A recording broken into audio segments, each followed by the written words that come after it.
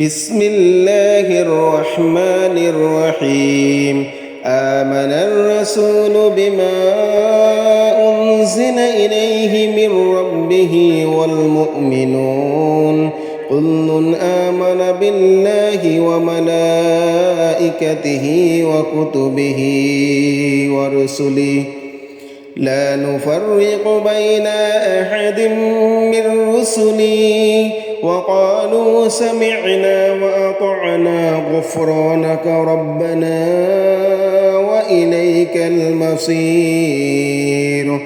لا يكلف الله نفسا إلا وسعها لها ما كسبت وعليها ما اكتسبت ربنا لا تؤاخذنا إن نسينا أو أخطأنا ربنا ولا تحمل علينا إصرا كما حملته على الذين من قبلنا ربنا ولا تحملنا ما لا طاقة لنا به واعف عنا واغفر لنا وارحمنا أنت مولانا فانصرنا على القوم